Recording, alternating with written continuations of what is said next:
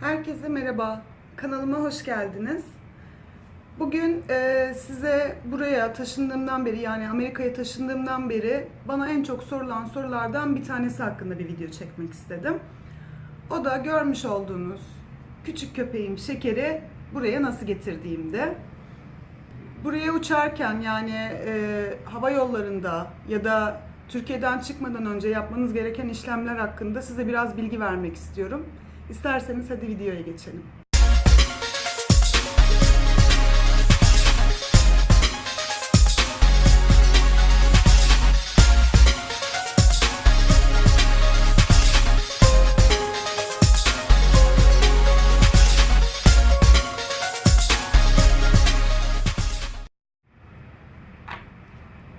Şimdi ilk başta birinci olarak köpeğinizin ya da kedinizin bütün aşılarının tamamlanmış olması gerekiyor. Bunu veterinerinizden detaylı olarak öğrenebilirsiniz.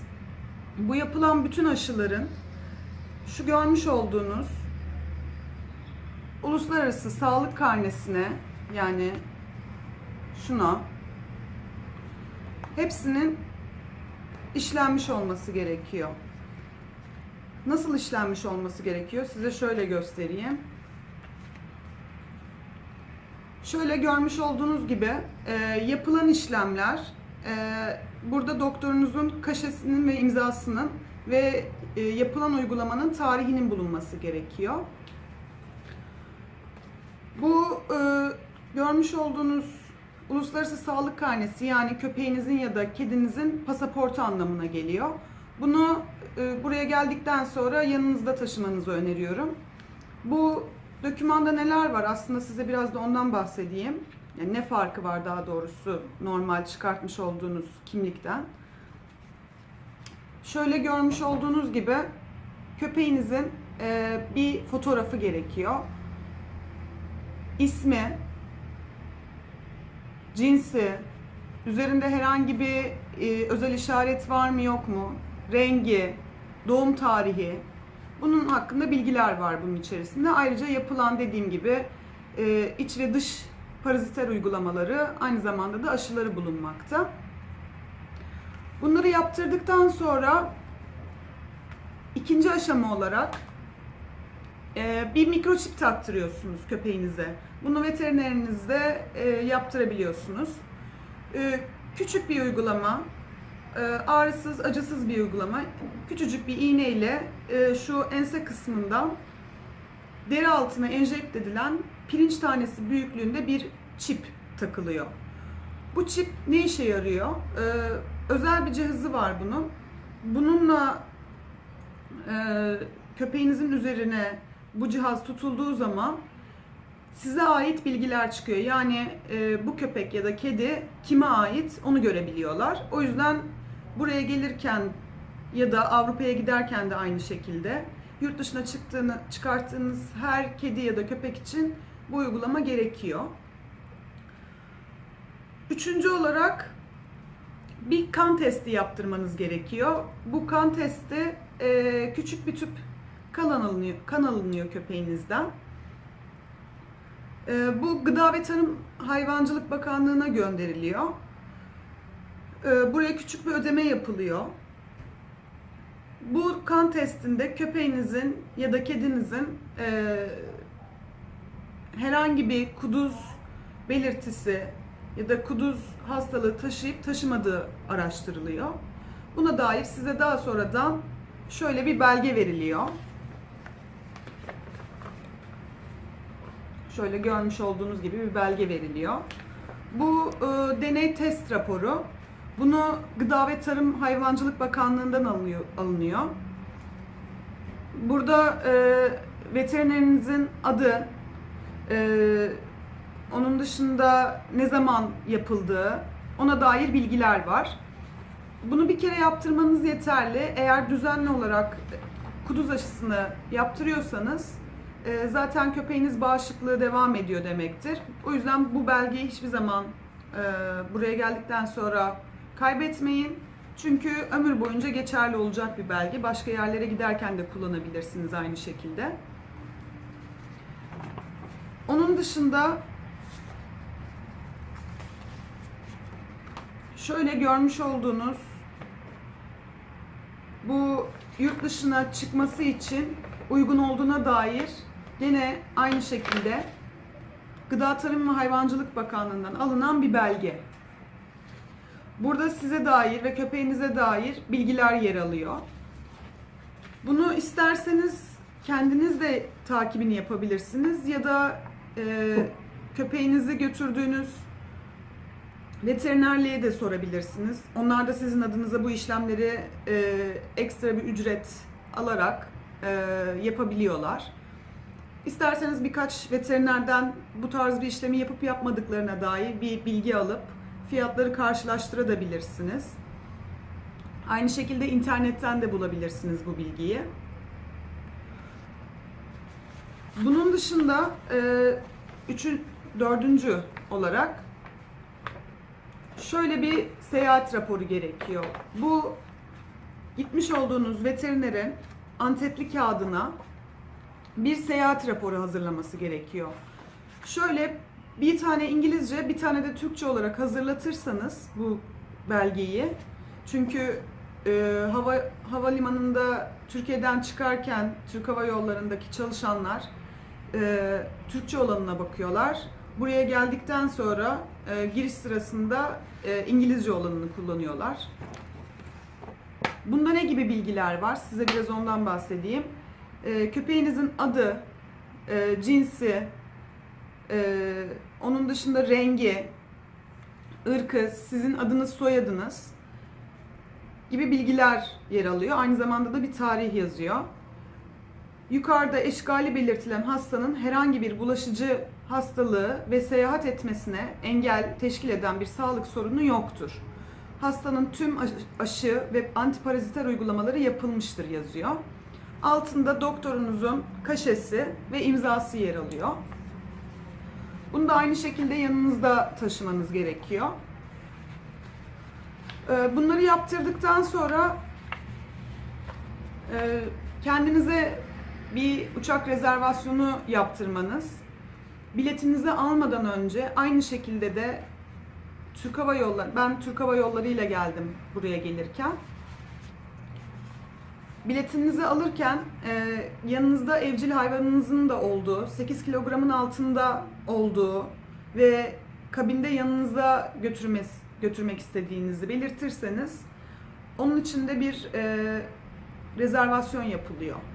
Bu rezervasyonun onayı size yazılı olarak ulaşmadan biletinizi almamanızı tavsiye ediyorum. Çünkü bildiğim kadarıyla küçük uçaklarda bir tane evcil hayvan, büyük uçaklarda 2 tane evcil hayvana müsaade ediyorlar. Yani eğer sizden önce başka birisi rezervasyon yaptırdıysa, uçaktaki evcil hayvan kapasitesi dolduysa, köpeğinize onay çıkmadığı takdirde maalesef kargo bölümünde gitmek zorunda kalıyor.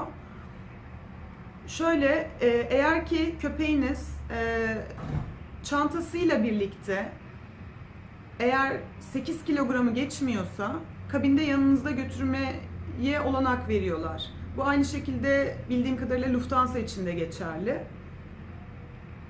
Köpeğinizi yanınızda götürmeniz için bir çanta ya da bir taşıma çantası, daha böyle sert plastik olanlardan ya da bezden yapılma bir çanta alabilirsiniz.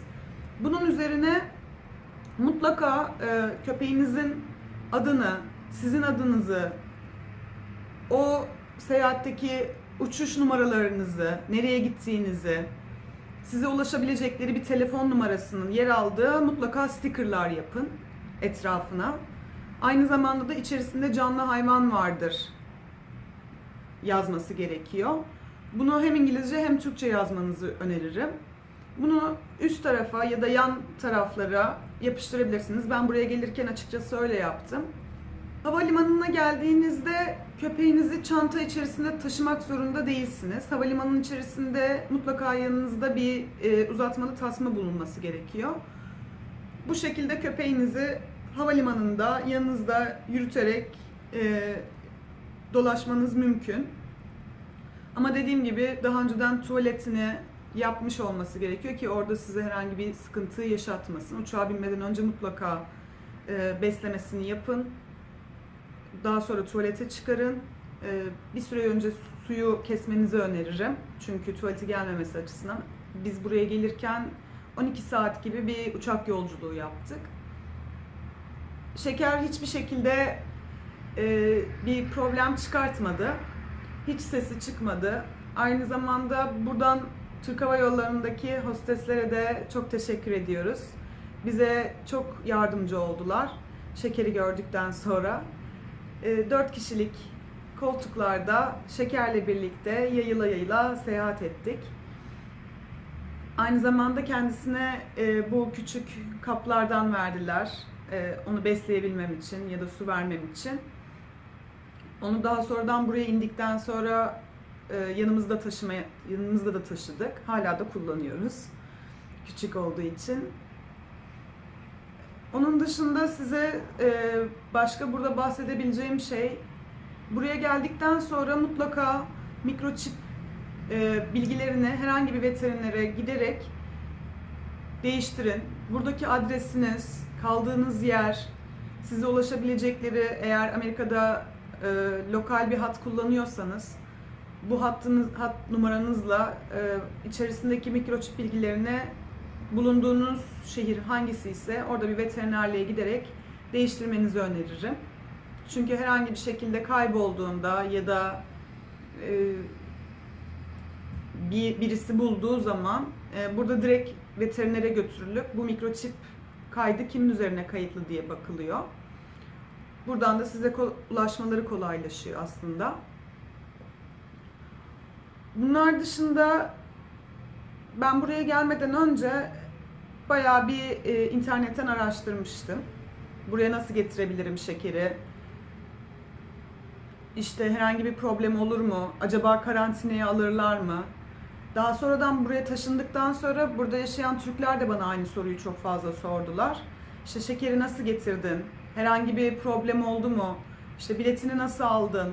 Yanında mı uçabiliyordu? Kabine mi alıyorlardı? Ben bilmiyordum. İşte buraya gelirken korktuğum için aileme bırakmak zorunda kaldım. İşte tekrar buraya getirmek istesem, onu da getirmek istesem nasıl getirebilirim? Bunun gibi sorular sordular. Açıkçası ben de bundan sonra bir YouTube'da birazcık araştırma yaptım. Bu konu hakkında çok fazla detaylı bilgi bulamadım. Tamamen denenmiş, kanıtlanmış bir yöntemdir. Belgeleriniz tamam olduktan sonra, herhangi bir aşısı eksik olmadıktan sonra, elinizde bu kuduz titre testi, biraz önce göstermiş olduğum kuduz titre testi bulunduktan sonra hiçbir sıkıntı yaşamıyorsunuz. Girişte de aynı şekilde havaalanında köpeğinizi çantasının içerisinden çıkarmanız ve çantasını X-ray cihazına koymanız isteniyor. Bunu Türkiye'den geçerken de aynı zamanda buraya geldikten sonraki havalimanındaki bu kontrol noktalarında aynı şekilde çantasından çıkarmanız ve çantasını X-ray cihazından geçirmeniz isteniliyor. O nedenle eğer yanınızda dediğim gibi uzatmalı bir tasması bulunursa daha kolaylık sağlar size. O yüzden lütfen unutmayın tasmasını yanınıza almayı. Aynı zamanda uçuş için eğer hareketli bir köpeğiniz varsa ya da havlayan bir köpeğiniz varsa mutlaka veterinerinizle konuşmanızı tavsiye ederim.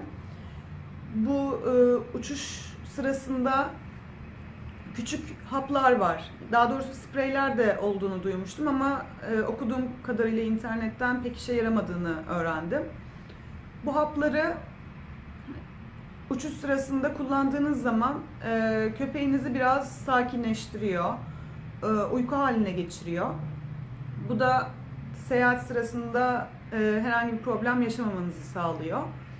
Ben sadece yanıma aldım. Ne olacağını bilmediğim için daha önce bu kadar uzun uçmamıştı şeker. Yanıma aldım ama uçuş sırasında herhangi bir problem yaşamadığım için kullanmadım.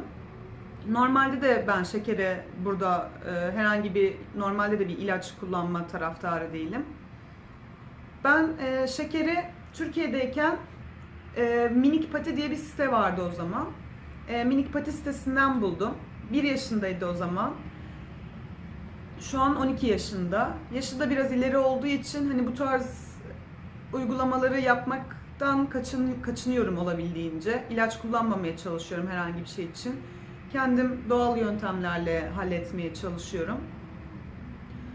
Buraya geldikten sonra da aynı şekilde devam ettim. Türkiye'deyken kullandığım mamayı aynı şekilde burada da buldum. Türkiye'deyken Taste of Wild diye bir mama var. Bunun tamamen, yani ben tamamen içerisinde ne olduğunu araştırmadan, anlamadan, öğrenmeden hiçbir şekilde şekere bir şey vermiyorum. Herhangi bir yiyecek ya da bir ilaç, bir ödül maması da aynı şekilde vermiyorum. İçeriğinin çok düzgün olduğunu size tavsiye edebilirim. İsterseniz araştırabilirsiniz internetten. Bu Taste of Wild'ı aynı şekilde burada da buldum. İnternetten sipariş ediyorum. Eve kadar geliyor. Aynı mamayla devam ediyoruz burada da. Onun dışında şekerin buradaki bakımları için çok fazla bir ihtiyaç duymuyorum. Çünkü burada Walmart gibi ya da internetten alabileceğiniz online sitelerden, aynı zamanda Target'tan ya da burada pet store'lar var. PetSmart gibi, Petco gibi. Buralardan temin edebileceğiniz, bu antiparaziter uygulamaları kendiniz de yapabileceğiniz ilaçlar satılmakta. Sırt damla, yani bu kene, bit, pire, onun dışında bu tarz şeyler için Frontline'ın sırt damlasını kullanıyorum. Ensesine banyo yaptırdıktan sonra damlatıyorum ve o gün hiçbir şekilde elime o bölgeye asla değmiyorum. Aynı şekilde bu kalp kurdu dediğimiz köpeklere ağız yoluyla bir yuturulan hap var. O da aynı şekilde bu yerlerde satılıyor ya da online'da sipariş edebiliyorsunuz. Onu da aynı şekilde isterseniz sevdiği bir yiyeceğin içerisine koyup yutturabilirsiniz. Bu zaten 3 ayda bir yapılan bir uygulama. Onun dışında tıraş, banyo ya da tırnaklarını kesme gibi işlemleri de ben burada kendim hallediyorum. Ona özel bir tıraş aleti almıştım. Onunla tıraş ediyorum, banyosunu yaptırıyorum. Kulaklarını bir kulak pamuğuyla, alkol yardımıyla ya da sirke yardımıyla, elma sirkesi yardımıyla temizliyorum. Aynı şekilde yazın bu görmüş olduğunuz tasmasının üzerine biraz elma sirkesi damlatıp boynuna o şekilde takıyorum. Burası çok fazla ormanlık bir bölge olduğu için çok fazla sinek ya da böcek bulabiliyorsunuz. Bu elma sirkesi köpeğinizden bu tarz haşeratları uzaklaştırıyor. Bu tarz bir şey de kullanabilirsiniz. Onun dışında burada başka, yani dediğim gibi buraya gelirken köpeğinizi ya da kedinizi getirmekte hiçbir problem yok. Dediğim gibi bütün belgelerinizi hazırladıktan sonra gayet rahat bir şekilde, hiç çekinmeden birlikte seyahat edebilirsiniz. Mutlaka dediğim gibi yanınızda bu veterinerin size önereceği sakinleştirici travel pill diye geçiyor. Yani bu seyahat sırasında köpeğinizi sakinleştirmek için verilen haplar olarak geçiyor. Köpeğinizin kilosuna göre bu haplara size bir dozaj verecektir.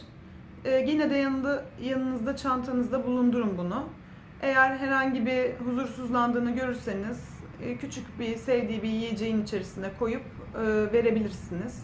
Çünkü uzun uçuşlarda bütün yolculuk boyunca çantanın içerisinde durması gerekiyor. Çantadan çıkaramıyorsunuz maalesef. Aynı zamanda eğer aktarmalı gidiyorsanız, aktarmalı gittiğiniz yerde indiğinizde tuvalete çıkarma olanağınız olabiliyor bazı noktalarda.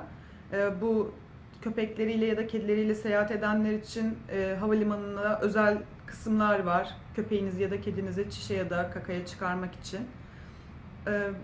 Uçmadan evvel mutlaka bu aktarmalı gideceğiniz bölgede böyle bir yer var mı? Ona da bakabilirsiniz internetten. Onun dışında size söyleyebileceğim bu kuduz titre testi. Kuduz titre testini aslında Amerika istemiyor. Ama ben buraya gelirken Avrupa üzeri aktarmalı uçtuğum için yine de ne olur ne olmaz diye yaptırmak istedim. İşimi şansa bırakmak istemedim. Eğer ki Türkiye'den direkt uçuyorsanız bu kuduz titre testini istemediklerini biliyorum. Ama eğer siz de benim gibi düşünüyorsanız, işimi şansa bırakmak istemiyorum diyorsanız ben de bunu yani yaptırmanızı aslında öneririm. Dediğim gibi bu ömür boyunca geçerli bir belge. Düzenli olarak kuduz aşılarını yaptırdığınız zaman hiçbir şekilde size tekrar çıkarmanızı istemeyecekleri bir belge. Ama dediğim gibi merak ettiğiniz ya da sormak istediğiniz bu konuyla alakalı herhangi bir şey varsa Türkiye'deki doktorlarımla, buradaki veterinerlerle de görüşüp sizin için cevabını öğrenebilirim. Umarım bu video sizin için faydalı olmuştur.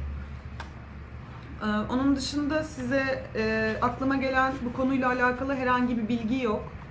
Dediğim gibi merak ettiğiniz bir şey varsa lütfen alta yorumlara yazın. Seve seve cevaplarım. Türkiye'de bizim doktorumuz şekeri ben bulduğumdan beri aynı doktor bakıyor şekere.